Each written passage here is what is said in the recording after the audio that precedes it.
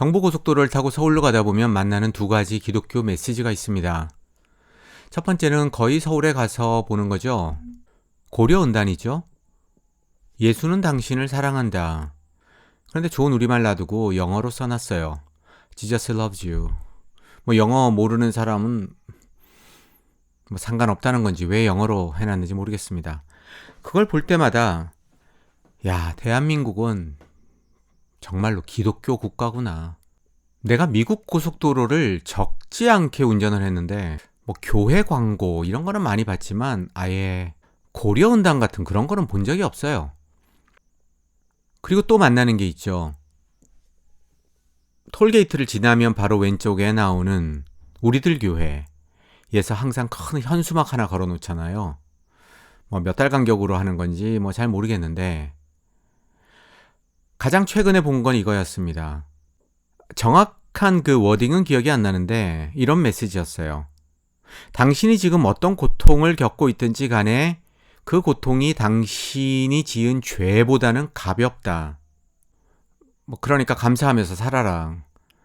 이런 의미라고 볼 수도 있고, 무슨 생각으로 그 메시지를 걸어놨는지 모르겠는데 그건 기독교 메시지 중에서도 내가 보기에 대단히 과격한 메시지거든요. 바울이 이런 말 했잖아요. 사람이 감당할 만큼만 고난을 준다. 그러니까 어떤 고난이 왔는데 네가 그걸 도저히 감당을 못하겠어? 견디질 못하겠어? 그러면 그건 네 문제라는 거죠. 야훼는 네가 감당할 수준 안에서만 고통을 주는데 왜 네가 못 견디냐는 거예요. 그러니까 그건 네 문제지 야훼 문제가 아니라. 지난 시간에도 잠깐 얘기했잖아요. 야훼는 항상 잘못이 없어요. 그 친구는 잘못이 없습니다. 그리고 어쩌다가 좀 힘든 거를 주는 경우에도 또 피할 길을 요렇게 해가지고 다 견디도록 도와준다 이런 거잖아요. 신약에 나오는 그 메시지와 어떻게 보면 일맥상통합니다. 네가 아무리 힘들어도 그 고통이 네 죄보다는 가볍다. 그러니까 야훼는 항상 너 죄보다는 가벼운 고통을 주니까 당연히 견딜만 해야지. 안 그래? 운전하고 경부고속도로를 가는 일이 많지는 않으니까 그렇게 자주 그 메시지를 볼 일은 없는데 한 2번 봤어요. 2번 봤는데 볼 때마다 불편했습니다. 왜 인간에게 고통이 있는가를 놓고 수많은 이야기들이 있죠. 갖가지 논리들이 있습니다. 대표적인 게 인과응보다. 고통? 네가 잘못한 게 있으니까 온 거지. 이번 생엔 아니더라도 전생에서 네가 잘못했으니까 지금 업보를 받는 거고 이런 식으로든 별의별 설명이 다 있습니다. 그런데 기독교가 설명하는 고통은 뭐죠? 이렇게 요약할 수 있어요. 고통의 원인은 뭐냐? 이게 다시 중요합니다. 야훼는 항상 잘못이 없어요. 인간이 잘못했기 때문이다. 인간이 자유의지를 잘못 써서 선악과를 먹어서 야훼의 말을 잘 안 듣는 바람에 소위 말하는 타락을 해서 고통이 들어왔다. 그래서 인간한테만 고통이 들어온 게 아니라 자연까지도 다 그냥 아주 망가졌다라는 거죠. 그러니까 고통은 왜 생겼냐? 네가 잘못해서. 인간 네가 잘못해서. 네가 초래한 거다. 이겁니다. 그리고 또 고통과 관련해서 기독교가 주장하는 것 중에 하나가 하지만 이 고통이라는 거는 결국은 야훼가 너를 단련을 하든 훈련을 하든 성숙시키든 너를 위한 하나의 과정이다. 너를 위한 거다. 너를 사랑해서 주는 거다. 심지어 고통을 축복이다. 이렇게까지도 얘기하죠. 지금은 아무리 힘들어도 그리고 나중에는 어차피 다 천국 가가지고 영원히 살 거잖아. 뭐가 문제인데 좀 참아. 길어야 7, 80년이야. 아주 요약해서 말하면 이런 식으로 가능합니다. 그러니까 굳이 여기에다 어떤 이론을 붙인다면 핵심은 이거죠. 인간이 초래해서 생긴 게 고통이다. 원래는 야훼가 고통 없는 세상을 만들었다는 거예요. 파라다이스. 그런데 그 파라다이스를 헬로 만든 게 누구냐? 너다. 이건데 기독교가 주장하는 이 고통 논리에 있어서 가장 큰 문제가 뭐냐? 내가 보기엔 이겁니다. 그럼 사람한테 주어지는 고통이 최소한 평등해야죠. 모든 인류는 다 아담의 자손이잖아요. 그러면 걔가 잘못한 것 때문에 지금 우리 후손이 다 이렇게 고생을 하면 공평하게 고통을 나눠야지. 고통이 공평합니까? 저기 북한의 김정은이가 무슨 고통을 당하고 있어요? 김일성이가 무슨 고통을 당했고 김정일이가 무슨 고통을 당했습니까? 600만 유대인을 죽인 히틀러는 무슨 고통을 당했죠? 어떤 사람은 100살이 넘어서 평생 편안하게 살다가 자다가 그냥 조용히 숨을 거두기도 합니다. 그런데 예를 들 필요도 없잖아요. 말도 안 되는 정말로 그런 고통 속에서 사는 사람이 세상에 얼마나 많습니까? 경부고속도로 얘기 나온 김에 또 서울 이렇게 가다 보면 서울 지나서 이렇게 가면 지금도 작은 현수막 하나가 걸려 있습니다. 우리 송혜이 좀 찾아주세요. 저희 경기도 평택 쪽에서 1999년에 실종된 송혜이, 그 송혜이를 찾는 현수막이 아직도 붙어 있습니다. 지금도 그 아버지가 계속 현수막이 낡을 때가 되면 바꿔서 붙여요. 송혜이는 말할 것도 없고 그 가족이 겪는 고통은 뭐죠? 고통이 공평합니까? 네가 어떤 고통을 겪더라도 네가 저지른 죄보다는 가볍다고요? 지금은 다른 현수막이 붙었을지 모르겠는데 아무튼 지날 때마다 아주 불편합니다. 그리고 톨게이트를 지나서 우리들 교회를 이렇게 볼 때면 또 하나 생각나는 게 있죠. 거기 담임 목사가 여자잖아요. 사실은 오늘 좀 이 얘기를 하려다 보니까 지금 앞에 서론이 좀 길었는데 얼마 전에 동성애 관련해가지고 이동환 목사에 대해서 내가 얘기하지 않았습니까? 진보 기독교인의 어떻게 보면 자기 모순, 자기 기만, 본인들은 대단히 사회 소수자를 사랑해서 희생한다고 생각하는지 모르겠지만 그럴 거면 제대로 된 신을 찾아보라고 얘기를 했었죠. 오늘 갑자기 뭐가 하나 뚝 뜨는 거예요. 유튜브에 뭔가 봤더니 그 이동희 목사를 이렇게 재판한다고 하나요? 거기서 재판했던 사람 중에 한 명이 인터뷰를 한 거더라고요. 이동희 목사가 그랬대요. 아니, 성소수자한테 목사가 축복도 못합니까? 이렇게 항의를 했더니 거기에 대해서 내가 어떻게 대답을 했다, 이런 내용입니다. 아래 링크를 달아 놓을 테니까 한번 들어보세요. 그 인터뷰를 보고 깜짝 놀랐어요. 내용은 재밌는데 다 떠나서 그 재판했다는 사람이 여자 목사예요. 이름이 박온순 목사입니다. 나는 잘 이해가 안 가요. 내가 이동환 목사를 저번에 이렇게 비판했던 이유도 야훼가 분명히 동성애를 죄라고 했거든요. 돌로 쳐서 죽이라고 했어요. 그런데 야훼를 믿는다면서 동성애자를 이러니까 말이 안 되잖아요. 그런데 야훼가 동성애만 싫어한 게 아니에요. 야훼가 동성애 이상으로, 내가 보기엔 동성애보다 더 싫어합니다. 더 싫어한 게 누구냐? 여자예요. 정말로 야훼는 여자 싫어합니다. 처녀만 좋아해요. 그러니 당연히 여자가 목사가 되는 거를 야훼가 두 눈 뜨고 보겠습니까? 신약 성경은 그 부분에 있어서 정말로 명확합니다. 여자는 목사가 되면 안 돼요. 남자를 가르치면 안 됩니다. 여자는 교회에서 잠잠하라고 했어요. 여러 구절이 있지만 구절 하나만 인용을 해볼게요. 디모데전서 2장입니다. 11절부터입니다. 여자는 조용히 언제나 순종하는 가운데 배워야 합니다. 여자가 가르치거나 남자를 지배하는 것을 나는 허락하지 않습니다. 여기서 나가 누구죠? 바울이라고 하지만 사실은 성령이잖아요. 그죠? 여자는 조용히 해야 합니다. 사실 아담이 먼저 지으심을 받고 그 다음에 하와가 지으심을 받았습니다. 중요한 얘기가 나오죠? 아담이 속임을 당한 것이 아니라, 그러니까 아담 잘못이 아니라는 겁니다. 여자가 속임을 당하고 죄에 빠진 것입니다. 그리고 또 중요한 내용이 나옵니다.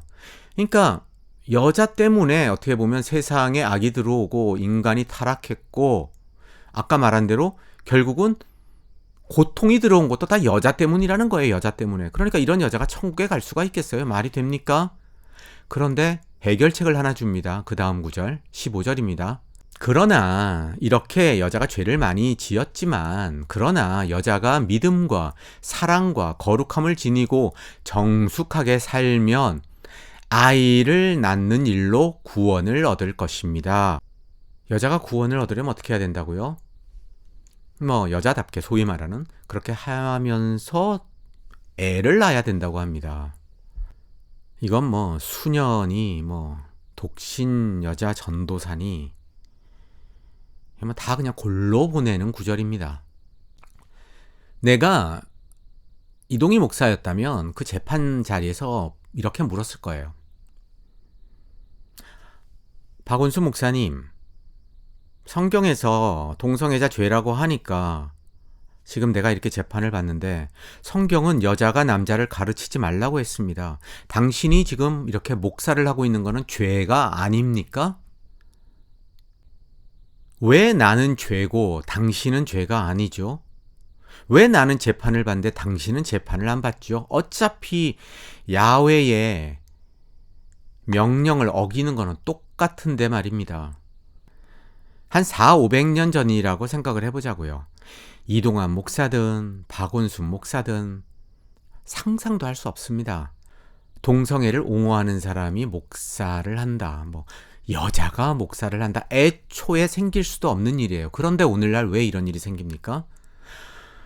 기독교 경전하고는 성경하고는 전혀 상관도 없이 인권이 진보했기 때문이에요. 그러니까 이런 일이 생기는 겁니다. 그런데 성소수자에 대한 인권보다는 여자에 대한, 여성에 대한 인권이 좀 더 빠르게 진보했어요. 그러다 보니까 여자 목사는 당연시 되지만 아직까지도 성소수자 지지하는 목사는 당연시 되지 않은 거예요. 어차피 다 사회 수준, 사회 발전에 맞춰서 기독교 가르침을 그냥 마구 그냥 짬뽕으로 만들고 합리화시키는 건 피차 똑같지 않습니까? 정말로 야훼의 말씀 뭐 이런 소리 하려면 여자 목사가 말이 되냐고요. 뭐 그 부분에서 최소한 카톨릭은 아직까지 전통을 제대로 지키죠. 여자 신부는 없잖아요. 그렇잖아요. 뭐 거기도 뭐 비슷하긴 합니다. 뭐 유튜브 보면 수녀가 나와서 이렇게 많이 가르치고 막 해요. 가르치지 말라고 그랬는데. 그런데 뭐 개신교는 완전히 뭐 여자 목사가 얼마나 많습니까? 여자 얘기 나온 김에 몇 번 얘기한 것 같은데 정말로 야훼를 열심히 섬기는 여자들은 참 착한 건지 속이 없는 건지. 남자가 야훼를 섬기는 거는 말이 돼요. 어차피 뭐 마초신이니까 그 친구는. 얼마 전에 책을 사서 읽다가 그냥 포기한 책입니다. 마녀를 심판하는 망치라는 책이에요. 지은이가 야콥 슈프랭거와 하인리 크라머라는 사람인데 1486년에 초판이 발행됐습니다. 마녀 사냥을 위한 교본이에요. 마녀 사냥이 한창일 때 그 소위 말하는 마녀 사냥꾼들은 이 책을 이렇게 탁 쥐고 손에 이렇게 탁 가슴에 쥐고 외우면서 읽으면서 여자들을 고문하고 죽였습니다. 그렇게 죽은 여자가 수십만 명에 달합니다. 다시 고통 얘기로 돌아가자면 다른 종교는 몰라도 기독교는 고통을 가지고 이러쿵저러쿵 얘기할 자격이 없습니다. 염치가 없어요. 아무 잘못 없는 여자를 그냥 죽이는 것도 아니고 그 고문이 어떤 고문이겠어요? 주로 성고문이죠. 그러면서 뭐 고통이 어떻다는 둥, 뭐 아무리 당신이 힘들어도 당신이 지은 죄보다는 고통이 가볍다는 둥, 이런 소리를 하면 안 되죠. 그리고 또 여자가 담임 목사를 하는 교회에서 그거는 좀 더 아닌 것 같습니다. 이동환 목사를 그 재판한 그 박원순 목사라는 여자, 성경에는 분명히 여자는 목사 되면 안 된다 그랬는데, 가르치면 안 된다 그랬는데 이런 생각이 머리에 들어왔을까요? 그런 생각이 스치기라도 했다면 난 거기 가서 그렇게 막 재판하고 그러지 못했을 것 같은데 전혀 아니었을 겁니다. 그러니까 뭐 링크 달았지만 그런 인터뷰도 하죠. 당당하게. 기독교 안에 있으면은 인지부조화를 못 느껴요. 그걸 어떤 사람은 이성이 성령의 은혜를 받아서, 성령 세례를 받아서 그렇게 얘기를 하겠죠. 하지만 진짜 이유는 더 이상 생각하기를 포기했기 때문입니다. 어떤 의미에서 기독교가 좁은 길이라는 예수의 말은 맞습니다. 생각을 포기해야 돼요. 인지 부조화를 감수해야 됩니다. 물론 대부분 기독교인은 상관이 없죠. 이거는 아주 극소수 고민하는 사람들을 상대로 얘기하는 거고요. 고대인의 어떻게 보면은 그냥 헛소리를 전지전능한 신의 계시로 받아들이는 이상 기독교인이 겪어야 하는 인지부조화는 어쩔 수 없는 필연입니다. 피할 수가 없어요. 인지부조화 왜 그럴까요? 당연하죠. 말이 안 되는 얘기를 하니까. 설교라는 걸 한번 자세히 들어보십시오. 사실은 대부분은 본인도 자신이 하는 말을 무슨 말인지 모르고 합니다. 우리들 교회 앞에 걸려있는 그 글이 대표적이에요. 당신이 지은 죄보다는 당신의 고통이 가볍습니다. 무슨 말인지 모르고 하는 거예요. 그런 말을 자꾸 하는데 어떻게 인지부조화를 겪지 않겠어요. 말 그대로 좁은 길을 걸어가는 거죠. 자기도 모르는 말을 마치 진짜인 것처럼 떠드는 거, 개소리라고 합니다. 개소리와 관련해 가지고 사실 아주 재밌는 책이 하나 있어요. 이게 조그만 책인데 영어 제목은 On Bullshit, 그러니까 불시세 관해서 개소리에 대하여라는 책인데 꽤 유명한 철학자가 쓴 책입니다. 거기에서 한 구절을 읽겠습니다. 이 책은 개소리와 거짓말이 어떻게 다른가 이거를 아주 집중적으로 분석을 해요. 개소리쟁이에게 유일하게 없어서는 안 될 독특한 특징은 그가 특정한 방식으로 자신의 속셈을 부정확하게 진술한다는 사실이다. 사실 대부분의 신학책이 그렇습니다. 신학책이라는 게 다 개소리예요. 그러니까 말이 안 되는 걸 어떻게 하든지 말 되는 것처럼 보이려고 막 500페이지, 600페이지, 700페이지 막 쓴 게 신학책이에요. 저기도 꽂혀 있지만 기독교 강요 저런 게 다 개소리죠. 네, 아무튼 자신의 속셈을 부정확하게 진술한다는 게 개소리의 특징이다. 이것이 개소리쟁이와 거짓말쟁이 사이의 가장 중요한 차이점이다. 개소리쟁이와 거짓말쟁이는 둘 다 자신들이 마치 진리를 전달하려고 애쓰는 것처럼 거짓되게 연출한다. 이들 각각의 성공은 그것에 대해 우리를, 듣는 사람을 기만할 수 있느냐에 달려있다. 그러나 거짓말쟁이가 자신에 대해 감추고 있는 것은 그가 우리를 현실에 대한 올바른 이해에서 벗어나게 만들려고 꾀한다는 사실이다. 반면 개소리쟁이가 자신에 대해 숨기는 것은 자기 말이 맞든 틀리든 그에게 진리값은 진리가 무엇냐는 전혀 중심 관심사가 아니라는 사실이다. 누군가 자신이 진실을 안다고 생각하지 않는다면 거짓말을 하는 건 불가능하다. 그러나 개소리를 지어내는 데는 별다른 신념이 필요 없다. 그렇게 거짓말쟁이는 개소리하는 사람과 달리 진리에 대해서 반응하는 사람이다. 뭐가 진짜이고 가짜인지를 아니까. 그러나 개소리쟁이에게는 이 모든 것이 무효다. 그는 진리의 편도 아니고 거짓의 편도 아니다. 정직한 사람의 눈과 거짓말쟁이의 눈은 둘 다 진리, 사실을 향해 있지만 개소리쟁이는 사실에 전혀 눈길을 주지 않는다. 자신의 이익과 관계되지 않는 한 무엇이 진짜냐 가짜냐는 중요하지 않다. 그냥 자기 목적에 맞도록 소재들을 선택하거나 가공할 뿐이다. 개소리쟁이나 거짓말쟁이나 둘 다 이익 때문에 한다는 거는 공통점입니다. 근데 차이가 있다면 거짓말쟁이는 지가 하는 게 가짜라는 것을 알고 한다는 거고 개소리쟁이는 뭐가 진짜고 뭐가 가짜인지에 대해서 알려고 하지도 않는다. 별 관심이 없다라는 거예요. 만약에 거기에 관심이 있다면 내가 진리해부라는 이름으로 했던 얘기나 지금 아슬토브로 하는 얘기나 이런 거에 관심을 갖고 좀 더 알아보려고 하겠죠. 이게 진짜야? 아니면 너야? 저 옥성호 저게 개소리 하는 거잖아. 거짓말 하는 거잖아든 어쨌든지 간에 알려고 할 텐데 대부분은 관심이 없습니다. 왜? 기독교인은 대부분이 97, 8%는 개소리쟁이에 해당하고 그 안에서 이익을 취하는 극소수만 거짓말쟁이에 해당합니다. 뭐 내가 보기엔 그래요. 그러니까 개소리쟁이의 특징은 뭐가 진짜인지 가짜인지에 대해서 알고 싶어 하지 않으니까요. 뭐 아무튼 뭐 오늘은 특히 이렇게 더 두서없는 얘기를 하는데 그냥 결론은 이거로 맺죠.